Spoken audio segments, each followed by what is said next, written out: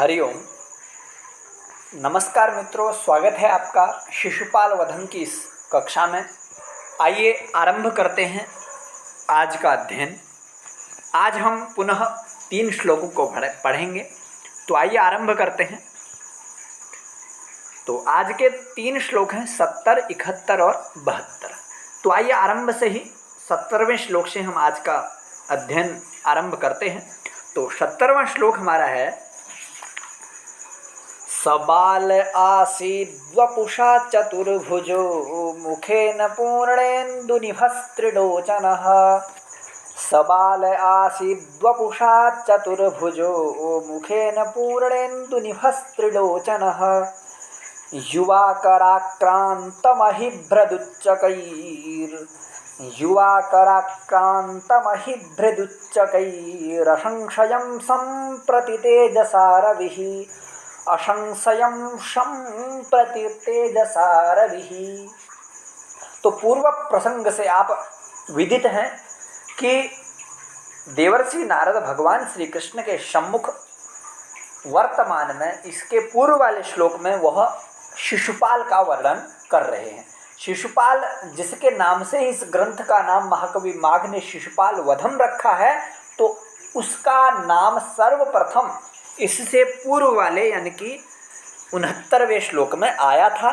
तो अब 2-3 श्लोकों में उसका वर्णन कर रहे हैं। हमें ध्यान रखना है कि शिशुपाल के वर्णन से युक्त कौन कौन से श्लोक प्रथम सर्ग में लिखे गए हैं। तो यह पहला श्लोक है, इसमें जानते हैं कैसा है, क्या है। तो उसके बारे में वर्णन करते हुए कह रहे हैं कि वो शिशुपाल कैसा है, किस तरह का है, उसका स्वरूप किस प्रकार का है, उसकी आकृति विशेष कैसी है, वो कैसा प्रतीत हो रहा है और अपने प्रभाव को किस प्रकार से वह लोक में दिखा रहा है। तो कह रहे हैं कि सबाल आसीद वपुषा चतुर्भुजः मुखेन पूर्णेन्दुनिभः त्रिलोचनः। युवा कराक्रान्तमहीभृत् उच्चकैः असंशयं सम्प्रति तेजसा रविः प्रतीयते।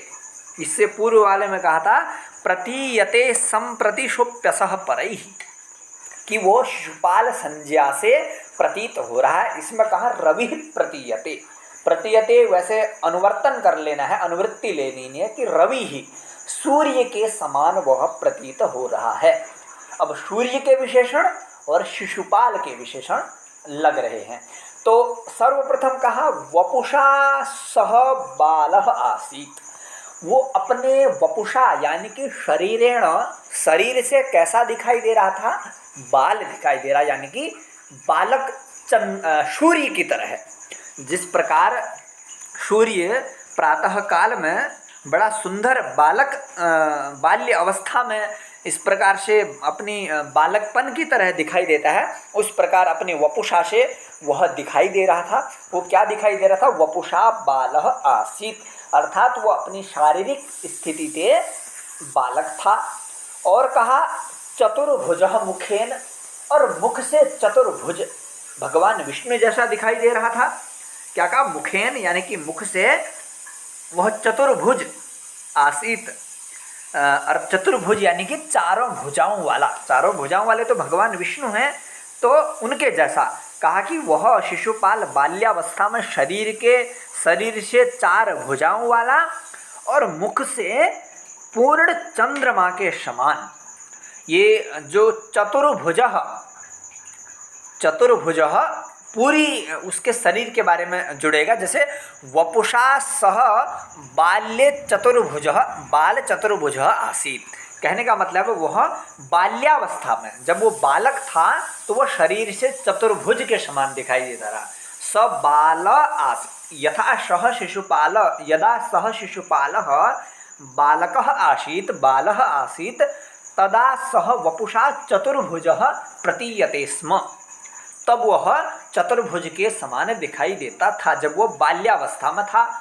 और मुखेन पूर्णेन्दुनिभः, और मुख से कैसा दिखाई देता था? पूर्णेन्दुनिभः, अर्थात पूर्ण चंद्रमा के समान। निभः इव समानवाची शब्द है यह, समान धर्म को बताने वाला निभः।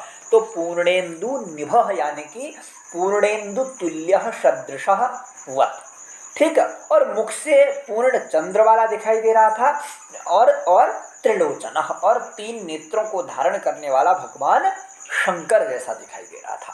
तो त्रिलोचन, तो त्रिलोचन तो उन्हीं को कहा जाता है।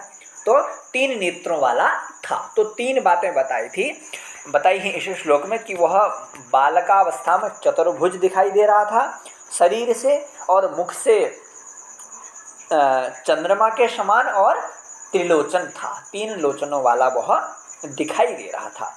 और वह युवा शब्द और स शब्द दोनों यह विशेषण उसी शिशुपाल के लिए प्रयोग किए गए। स युवा, वह युवा अवस्था में क्या कर रहा था? कराक्रांत महीभृत उच्चकैः असंशयम् संप्रति तेजसा रविः प्रतीयते। कहा कि वह युवावस्था में कराक्रांत महीभृत, अर्थात कर कहते हैं हाथ को, क्रांत यानी कि उनसे प्रभावित किए जाने वाले, प्रताड़ित किए जाने वाले कौन? महीभृत, यानी कि महीभृत यानी कि राजा लोग, अर्थात अपनी युवावस्था के कारण वह अपने हाथों से अपनी राज व्यवस्था, अपनी युवावस्था की शक्ति से वो अन्य राजाओं को पराजित कर देता था। तो महीभृत का यहाँ पर अर्थ एक पक्ष में राजा हो जाएगा।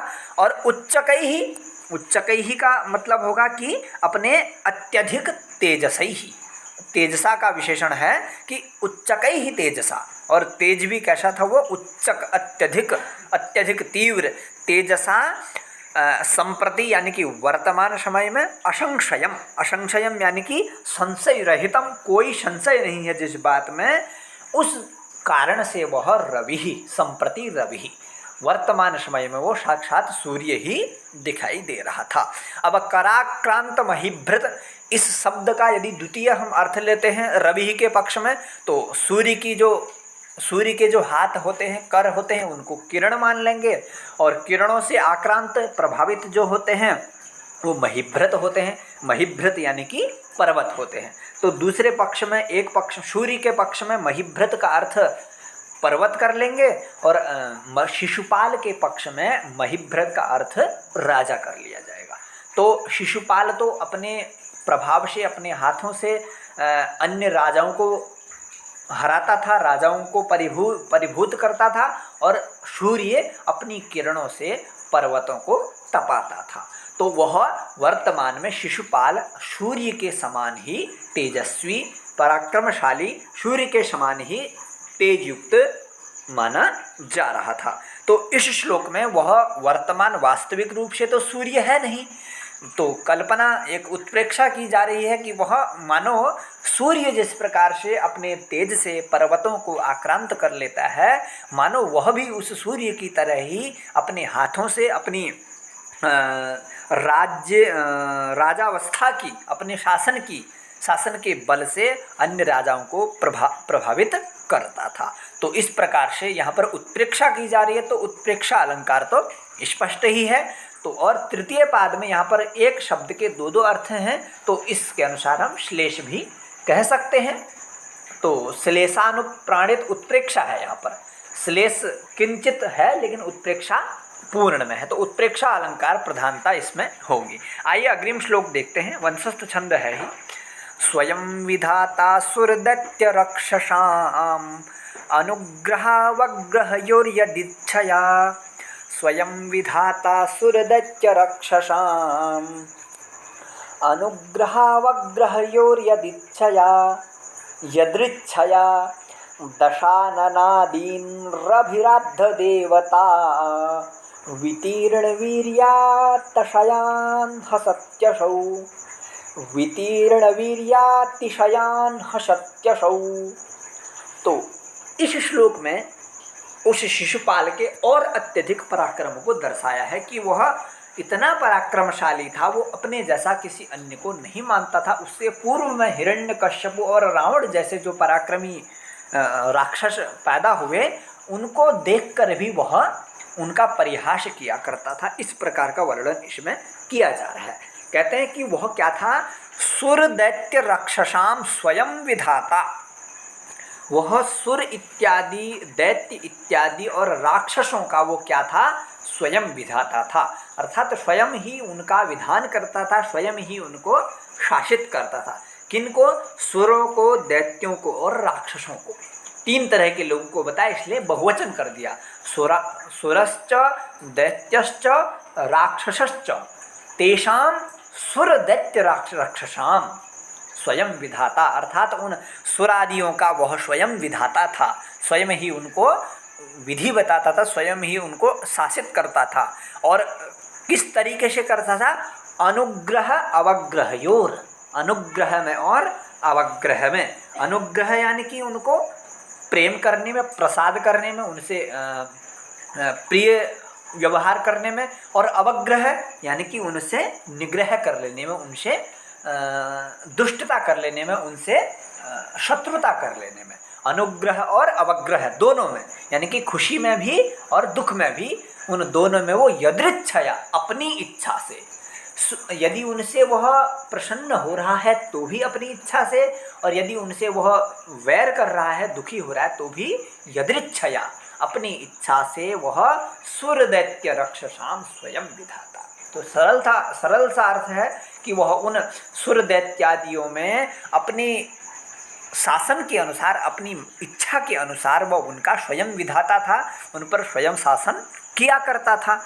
और नीचे वाली लाइनों में बता रहे कि दशाननान आदीन, अर्थात दशानन आदियों को, दशाननादीन द्वितीय बहुवचन है, तो दशानन रावण को कहते हैं, तो दशाननम, दश आननानि यस्य, 10 मुख थे जिसके, तो दशाननान यानी कि 10 दशानन आदि अनेकों रावण जैसे अन्य जो भी रावण के किंचित समक्ष, किंचित सम जो भी अन्य राक्षस हुए, अन्य योद्धा हुए, उनके समक्ष, उनके समान अन्य योद्धाओं को दशाननादीन।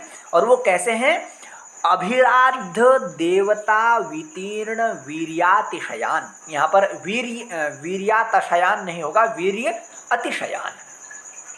उनको असौ हसति, और असौ स्वयं विधाता, जो स्वयं विधाता है वह असौ शिशुपाल हसति, उन पर, उन दशानन, उन रावण आदियों पर वह हंसता था। अब वो कैसे हंसता था, कारण क्या था हंसने का, कारण यह था कि अभिराध देवता वितीर्ण वीर्य अतिशयान, जिन्होंने देवताओं की आराधना करके, तपस्या करके वितीर्ण कर लिया था वीर्य का अतिशय, अर्थात प्राप्त कर लिया था अनेक प्रकार की शक्तियों को, जिसने उस प्रकार के दशाननादीन, उस प्रकार के रावण आदियों के ऊपर, रावण हिरण्यकश्यपु आदियों के ऊपर असौ हसति, यह हंसता था। कौन हंसता था, शिशुपाल हंसता था। कारण क्या था, क्योंकि कहा जाता है शिशुपाल ने किसी देवता की आराधना नहीं की, जो भी उसके अंदर शक्ति थी वो प्राकृतिक ही शक्ति थी, उसी की शक्ति थी।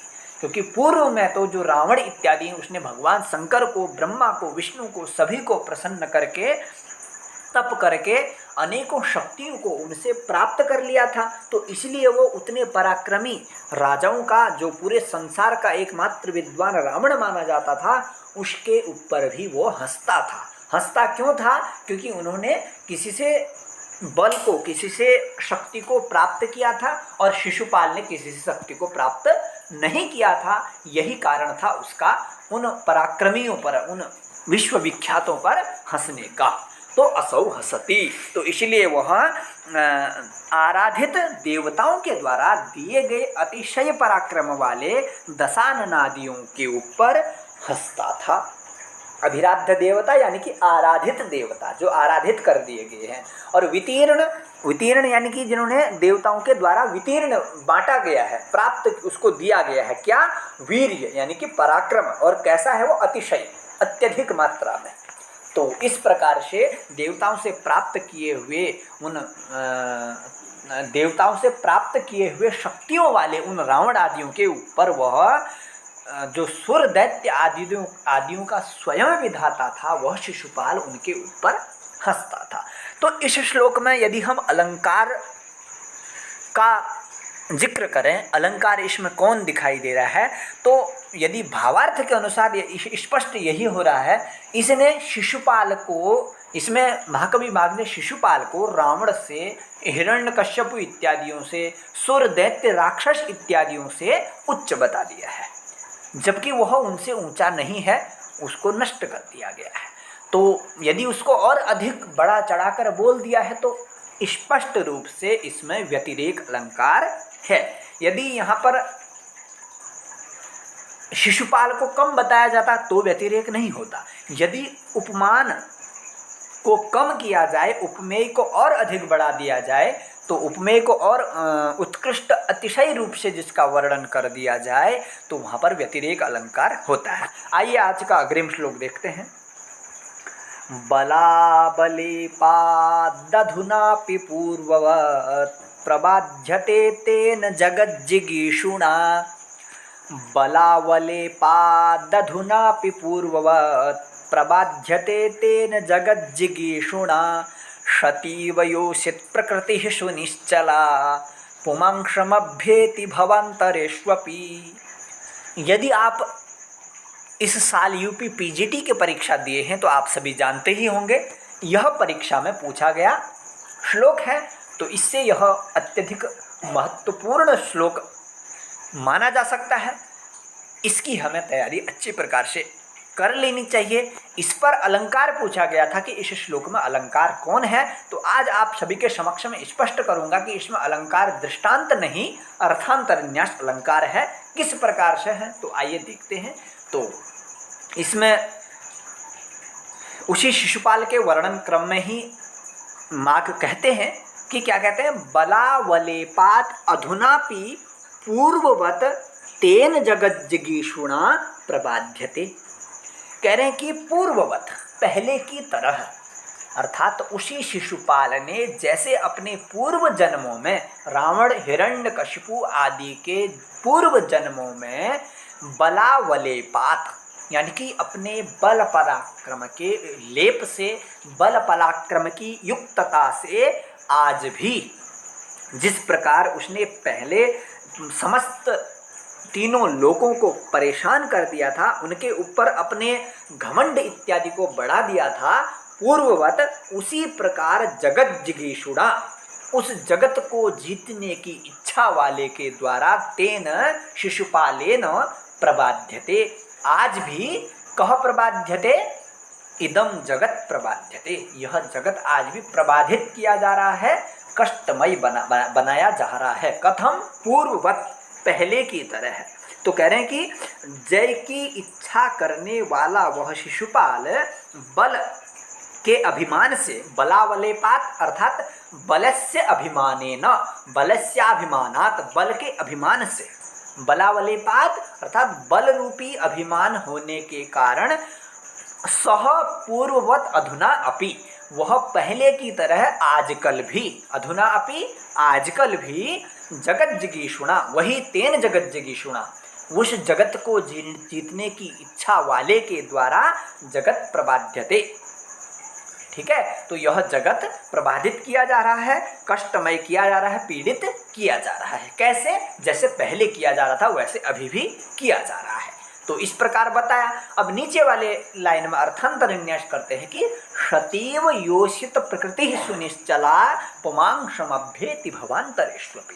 कहते हैं कि जो सुनिश्चला प्रकृति ही भवति, जो सुनिश्चल प्रकृति होती है, सुनिश्चल का मतलब है यहाँ पर भली प्रकार से स्थित है,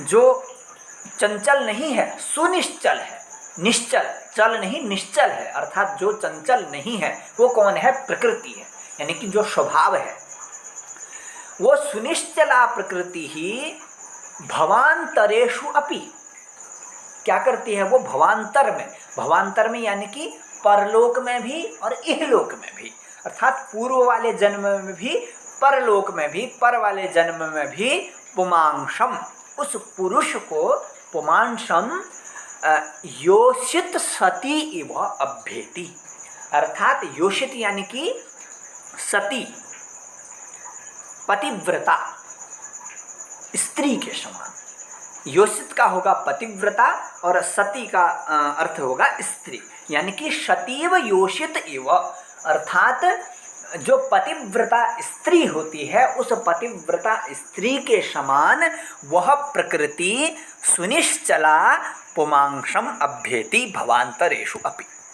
सांख्य में वर्णन किया गया है कि जो प्रकृति और पुरुष है उनका संयोग जब होता है तो तब यह जगत उत्पन्न होता है और वो प्रत्येक जन्म में चलता रहता है। अर्थात वो जो प्रकृति है वो पुरुष को प्रत्येक भवांतर में, प्रत्येक जन्म में उसको प्राप्त करती है वो प्रकृति, क्योंकि वो प्रकृति कैसी है, वो प्रकृति स्थिर है, सुनिश्चल है। इसीलिए वो प्रत्येक जन्म में जिस प्रकार एक पतिव्रता स्त्री इस जन्म में यदि वह अपने पति से पातिव्रत्य धर्म को धारण करते हुए उससे प्रेम करती है, उससे पूर्णतः धर्म निभाती है, तो वो अगले जन्म में भी उसी को पति के रूप में प्राप्त करती है। जिस प्रकार सांख्य में प्रकृति पुरुष का संयोग प्राप्त करती है, तो उसी प्रकार इस रावण ने भी पूर्व की तरह जगत को परेशान किया है।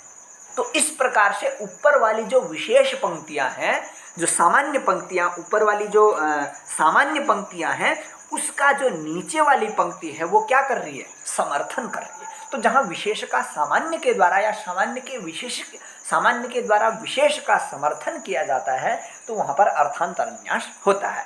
तो जिस प्रकार कह रहे हैं कि जो पतिव्रता स्त्री होती है पूर्व जन्म में अपने पति के साथ रहती है और अगले जन्म में भी उसी के साथ रहती है, वो जो सुनिश्चित प्रकृति होती है। और उसी प्रकार शिशुपाल भी उसी की तरह है, जिस प्रकार रावण होकर के पूर्व जन्म में जगत को प्रताड़ित कर रहा था उसी तरह इस जन्म में भी प्रताड़ित कर रहा है। तो स्पष्ट अर्थ इस प्रकार से है। तो इसमें अर्थांतरन्यास अलंकार है।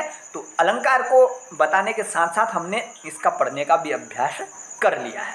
तो आज के वीडियो में बस इतना ही। अग्रिम वीडियो में मैं प्रथम सर्ग को संपूर्ण करने का प्रयास करूंगा। तो उसमें बस 3 श्लोक हमारे बचे हैं, तो 3 श्लोकों को हम अच्छी प्रकार से पढ़ेंगे और उसके बाद एक शिशुपाल के ऊपर में प्रश्नोत्तरी लेकर के उपस्थित होऊंगा। तो आप सभी बने रहें। तो आज के वीडियो में बस इतना ही। अगले वीडियो में आप सभी से मिलते हैं। आप सभी का धन्यवाद। नमस्कार।